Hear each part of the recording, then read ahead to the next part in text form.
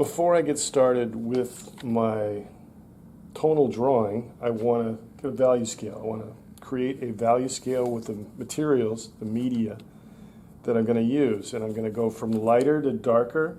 So my first media would be my vine or my willow charcoal. It's very soft, easy to pick up. I'm going to leave a little bit of open space at the very far end where I'll have some paper surface only, and then maybe a little bit of white.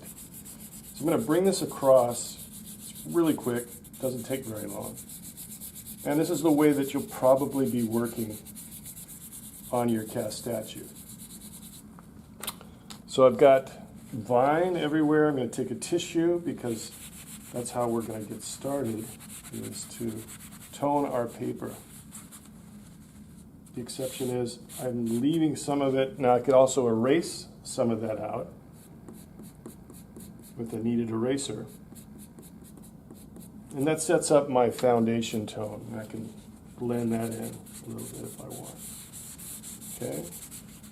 So the next step could be, you can still take some vine charcoal, bring that in everywhere. And now I could either use my finger or I could use a stump. Now, finger's going to be a little bit easier to blend it in large areas. Tortillon is very good for small areas.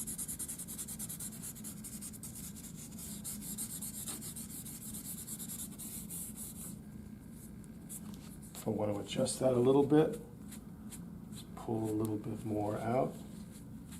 It's a nuance game. So I want to get about a 50% gray, dark gray, right around the middle. So my next material would be, this is compressed charcoal. So compressed charcoal's pretty dark. It doesn't come off as easily, it stays behind pretty well.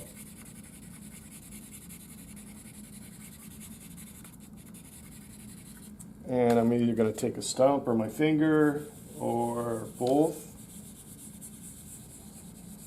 and blend that in.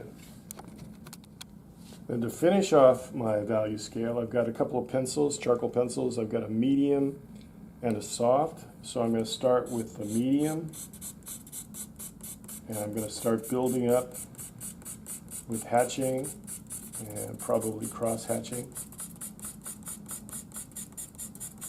You can put this on and leave it alone, or you can come back in with your stump and blend it in. With the softer charcoals like vine and compressed charcoal, you probably really want to blend it into the paper because otherwise it's just going to sit on the paper and make a mess.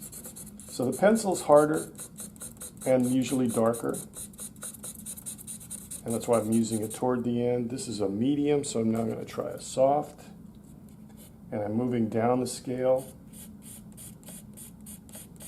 So I don't know if you can see the difference there, but it's definitely picking up some nice dark value. Now to really finish it off, I'm going to come in with a little bit of white. This is General's white charcoal pencil. And I'm going to softly bring it in. I don't want to make it too strong at the beginning, and I'm going to emphasize that when we get down to the end of the drawing, is that a little bit of white goes a long way. So I'm going to leave it right about there and then start building it up toward the outside. So that we'll go from brightest to darkest.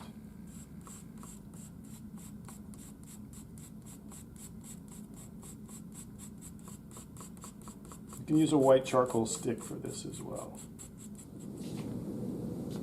So I've got my drawing up against my reference, and I'm going to keep that there so I can see it while I'm working on it. Again, this is a really good situation to have your drawing board at an angle, not flat on a table. If you've got some white paper or newspaper, nobody reads newspapers anymore, but if you have some, you can cover your table with it. It might get a little messy. Probably not. The messiest part is pretty much done. My tool at the beginning, after my line drawing has been transferred, is a kneaded eraser, a putty eraser, and that's all. This is the kind of eraser that you want to use for this because it doesn't leave little crumbs behind. You don't have to constantly do this. You don't want to do that on your charcoal drawing. It'll get dirty, it'll get messy, smeared, and it's just a bad habit to get into. So this is really great. So what I'm going to do is just start pulling. I'm not going to do a lot of detail at the beginning. What I'm trying to do is get an overall block in, light versus dark.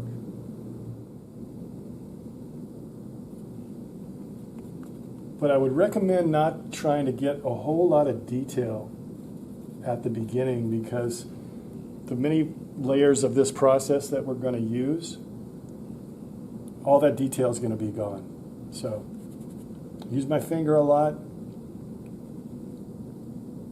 It's a good tool. Cleans itself off. I'm creating almost shadow mapping as I go with this kneaded eraser.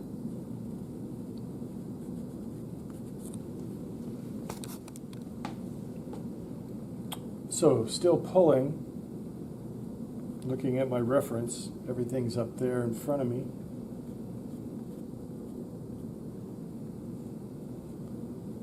Pulling on it just to clean it off. It's really great for getting into detail when you get a nice clean edge and you can pop that in really easily. It's also a nice tool for doing overall large areas lightly, softly at first. You know, you can take the flat side of it and pull. If you're getting a little bit too much charcoal taken off, take your piece of vine or willow, not compressed, and get your edges back if you want to. Maybe emphasize a little bit of core. We're going to do this exclusively after we get all of our light areas. And this is by no means the highlight. This is the lightest area that we're going to have other than the white pencil. So the white pencil will come at the very end. But this is our lightest values until we get to that white pencil. So after I've got most of my lights pulled out, the generalized lights with a kneaded eraser, now I'm going to start coming back in with some vines, some willow charcoal, some stump for blending, trying to get it overall again, not just the details yet. So my initial layer of vine or willow charcoal, and I like to sharpen it to a point so I can get in there and get some detail. If I want larger areas, I can take it and use the other side and drag it across the surface, but I tend to like the pointed edge. Just going to start blocking in these darker shadows that I see. Anything that's reflected light in here, I'm going to leave it alone. It's paper surface only. So I'm looking for cast shadows, core shadows, edges like these right here, really strong. And then I'm going to modify it with tissues, finger, and stump. And I've got a smaller stump here than the one that I used for the value scale. Now some of that's going to come off, but it's just a little bit darker than it was, and that's the way that I want it. Now I'm coming in around the rib cage and building up some of that darker value with the same tool with the vine charcoal. Chisel down to a tip a little bit. Got some nice cast shadows along this edge of the rib cage. So I'm just going to drop in fine charcoal almost everywhere that's in shadow. And then adjust it. Finger, stump, It's not going to be that detailed yet. I'm going to save that for my charcoal pencil. And as I'm going around with these shadow areas underneath each of the serratus muscles and then these ribs, if I lose a little bit of edge or if I lose a little bit of structure, I can just come back in, pull it out with my kneaded eraser. It's push and pull. It's almost like clay. Another thing I like to do, either with that or instead of that, is take a piece of compressed charcoal. I'm not going to use compressed charcoal probably just about anywhere within the form. I'll use it for the background. But you can use it by taking your stump and rubbing it liberally along the charcoal and then using it as almost a big fat pencil. Blends it in too. But it's just one way to get a little bit darker.